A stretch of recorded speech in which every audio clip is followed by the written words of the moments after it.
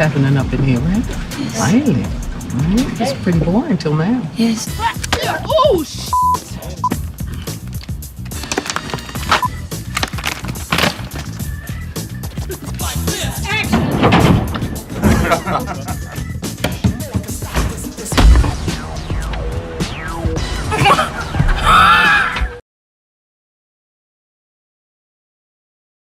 Hurry, Prince! Don't let the fishmonger beat you. Not a chance.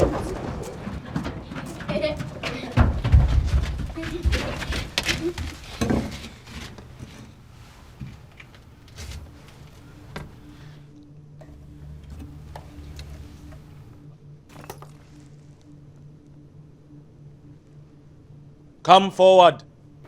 Go.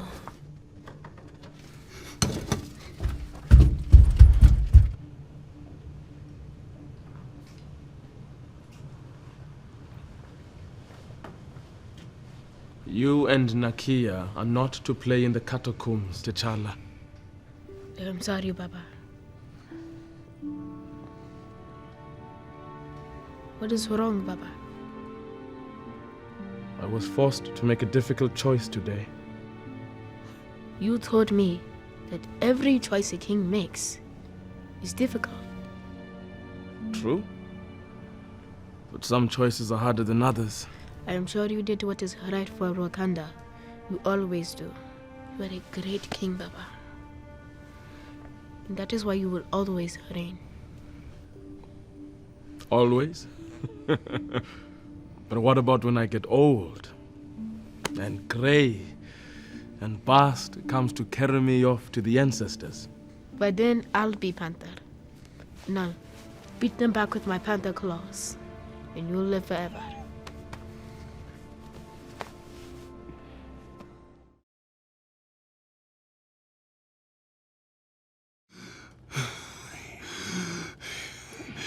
He was there. He was there. My father. My whole life I would watch him. Wearing the suit. He could pick up a grown man with one hand. Run as fast as a zebra. Then he told me he was too old to carry the mantle of Panther. He would pass it to me and just be king. He told me he was too fat to fit the suit.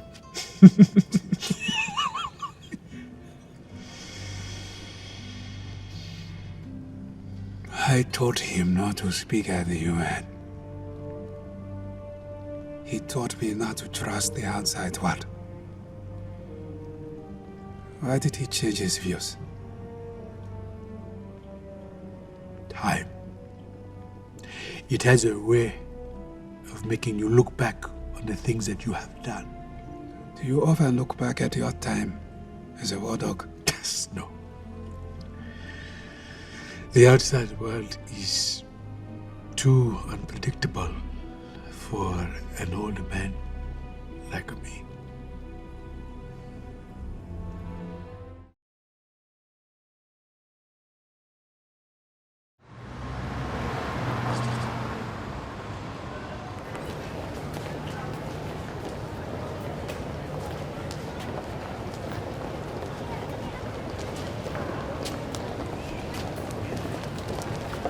Agent Ross. Your Highness. Okoye. Ayo, Yuki. Please give us a second. Listen, it's not my place to say, but man, I really don't think you should do this. What you guys have is going to scare a lot of people in that room. They're going to come after you. Yes. But I will no longer rule out of fear. Not ours or anyone else's. God damn it. Yeah, I figured you'd say that. Well, okay. I'll do my best to keep 'em off your back. I will hold you to that, Everett. I'll see you in there. Oh, T'Challa.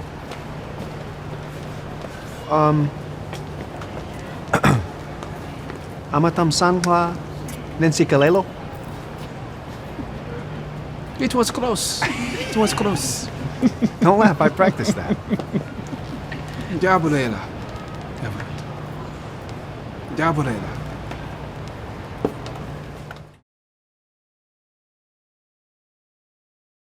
So here's a scene that I was incredibly proud of as a director, but it just didn't work inside of the confines of our film. It's a scene between the characters Okoye and Wakabi, and in making the scene, it was the intention for the audience to really realize that Okoye and Wakabi were husband and wife. So it kind of had a confrontation or like argument about where Wakanda was gonna go after T'Challa's death. In the tribal council room. It was a scene with the incredible performances from Denai Guerrero and Daniel Kaluuya, but it just didn't work in the film. But I'm really excited for folks to see it anyway. Okoye. T'Challa ebungumhlobo ke akoyam. He was. You didn't seem to have a problem when he was thrown from the force. It was the king's challenge, he lost. You wanted him to lose. He was not fit to lead. T'Challa taught me to my face right here that he will bring Claw back. Did he do it? He had him. N'Jaka stole him from our I don't care! Claw stole from us! He murdered my mother and father! 30 years there's been no justice, and T'Challa swore to bring him back. Not take him to the UN, not take him to the CIA, but bring him here to us. Like a real king.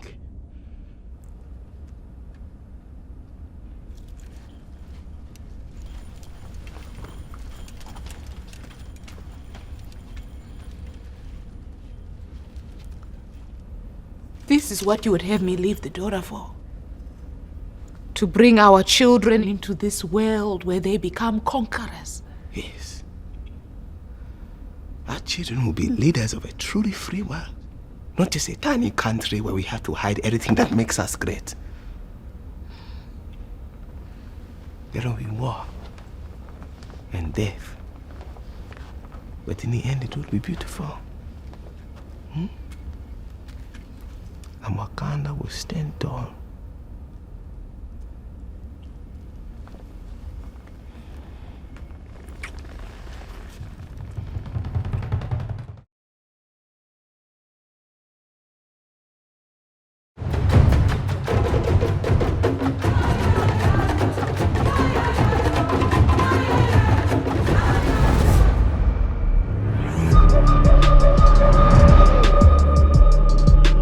We wanted to give you some really cool, heady designs and heady sci-fi ideas coming out of the technology of Wakanda.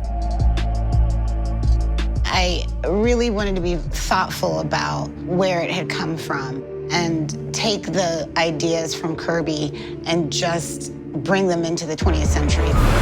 Things like the aircrafts that we could pull out and be specific about.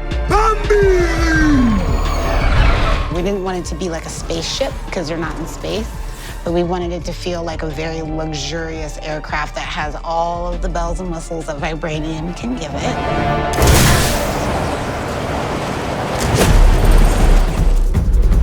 Remote access Kimoyo beads, updated to interface directly with my send table. Kimoyo beads are like a Wakandan version of a cell phone. Where is T'Challa? His Kimoyo beads have been switched off. Computer, all in one. This will stabilize him for now.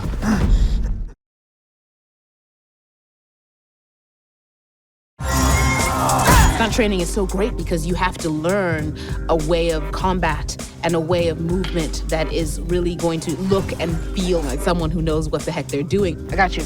We would do stunt training every day with the girls who were playing the Doras. It was tough, it was hard. We're able to find a beautiful grace in these women and also a ferocity. Wakanda forever! Nakia style of fighting is like by any means necessary. We're teaching how to throw guys like twice her size. That's it. Now swing. Oh.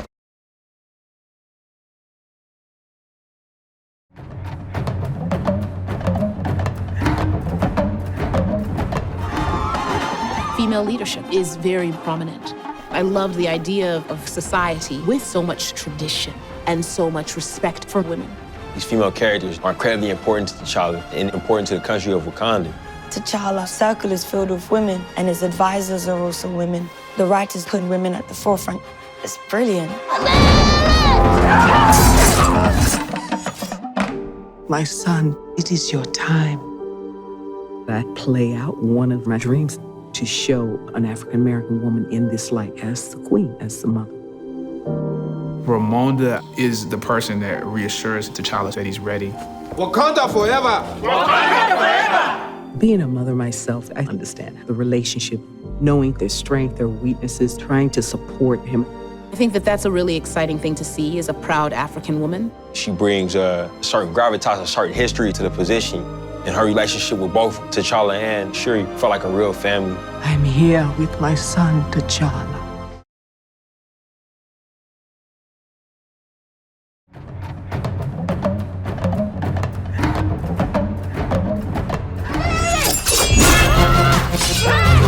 In Black Panther mythology, the Dora Milaje are somewhat like the Navy SEALs. They're the best fighters in Wakanda, and they're all women. We had to find a group of girls that embodied what Marvel and Ryan was looking for. I called it Finding Dora. We spent months trying to locate and come down to our final Dora. We started looking into the fight world, the track and field world, and the dancing world. It's so interesting to bring all these women together to create an army. We all have to shave our heads. So of course, instantly a sisterhood swarm when everyone has a shaved head. Past willing, this will go quickly and I can get this ridiculous thing off my head.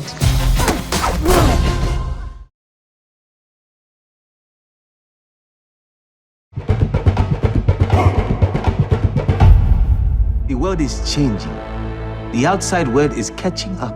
And soon, it will be the conquerors or the conquered. Wakanda is not necessarily a homogenous group of people. There are different tribes with different points of view. And each tribe have their own agendas. So now we get into the sort of geopolitics of Wakanda. There are people that don't believe that Wakanda should even be out in the world.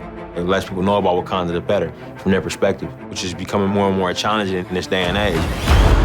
If the world ever were to find out what they have both in the natural resources and technology, all of a sudden, they're gonna be under the spotlight. And then what happens? Then how do you rule that nation? For hundreds of years now, we've been living outside of the popular society. But now Wakanda is potentially gonna succumb to like globalization and reach out to the outside world. Hey, yo, this yours? The story is very relevant. We need a greater understanding about each other. We need to bring some life back to the differences in our cultures. Because we all really do live here and we all live here together.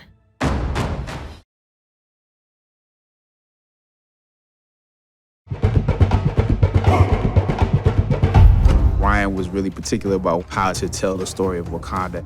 Actually, going to Africa, going to the continent was extremely important for us because that's where, the heart of the narrative takes place. Ryan is a super visual person.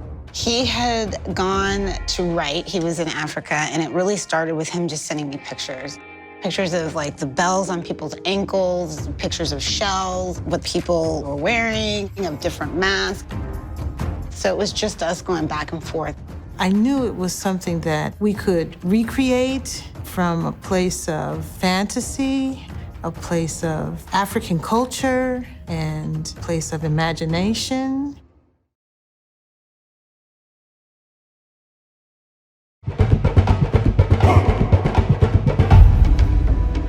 And one thing that's great about African culture is the clothing that people wear, what people put on their bodies says so much, and we kind of leaning into that heavy. We wanted to show all the tribes, East Africa, West Africa, North Africa, South Africa.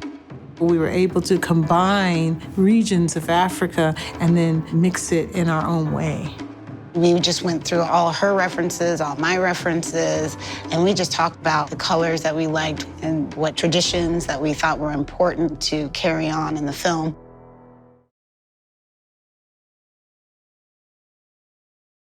Hi, I'm Ryan Coogler, director of Black Panther.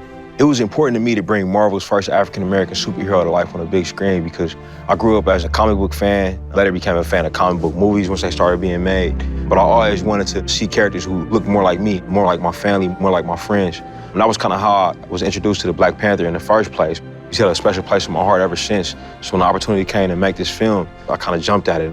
One of the biggest things for me with the film was really looking at the theme of what it means to be African.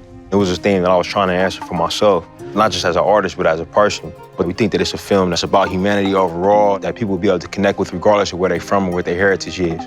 Something that's present in the comic books that we really wanted to make sure that we highlighted in the film was that have really amazing female characters that are strong and have the appropriate positions in society. You know, you have Ramonda, the Queen Mother of Wakanda, Shuri, our lead scientist, Nakia, the international spy, Okoye, the head of the Dora Milaje. And so we were able to make a society that functioned maybe in a way that we wish society could. At the heart of Black Panther, it's really about a man who's accepting his role in society, coming into his own. It's a film about family, it's a film about responsibility, about culture, but at the end of the day, it's a film about what it means to be human. Thanks for watching, and I really hope that you guys all enjoy the film.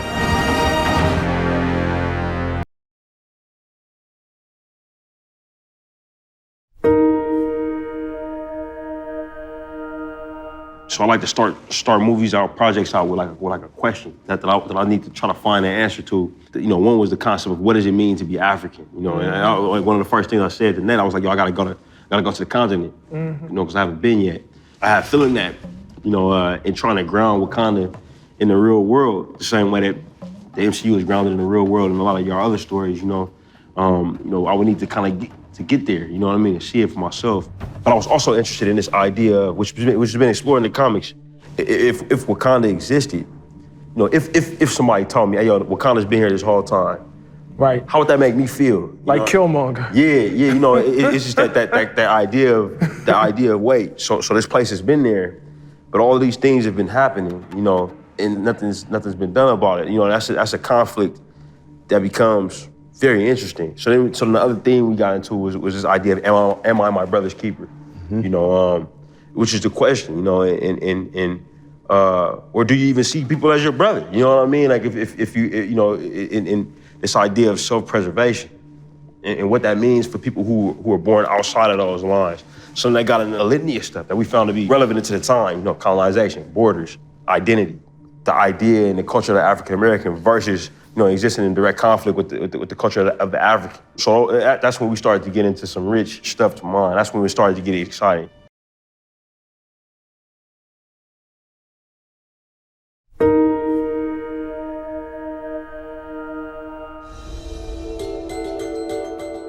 In the 1970s, the first Black Panther series was being done. There weren't obviously a lot of black characters. Pop culture was not where it is now, as you guys are doing this film. I wish we had the backing in terms of people believing in the project. They felt they were giving me a book that was going to die. The Black Panther wasn't an important character, but the reason that we got to do what we did was because they didn't have time to read those books. They caught on to it, I think, about 3-4 issues in, and then say, hey, wait a minute, but it was too late. Right. It's already a novel, and then I could do it. What made it unique was just the idea at the time. Not only was this a black superhero, and it was kind of a shock when he pulls off his mask and reveals himself to be an African king, but he's also rich, very smart, the king of a kingdom, and he single-handedly defeats Marvel's premier family group, the Fantastic Four. And this was all being done and delivered to a largely white and male audience at the time. So it was kind of a shockwave, in a sense, and delivered at a time of civil unrest during the growth of the civil rights movement. And it just showed what a progressive thinker Stan was and still is to this day. There is just something chemically awesome about seeing these different heroes interacting with each other for the first time. We need to go. Avengers: Age of Ultron introduced some new characters within the body of that film. And Captain America: Civil War introduced Black Panther. Then, over the course of his own movie, we get to explore the world of Wakanda. This never gets old. Whose entire technology is based on vibranium, the very rare, very valuable material Captain America's shield is made from. Wakanda opens up a whole new realm of possibilities in terms of power, in terms of threats, in terms of technology. Now, more than ever, The illusions of the vision threaten our very existence. There's so many different characters, and they're moving in and out of these different worlds. All the different mythologies all come together and play off of each other.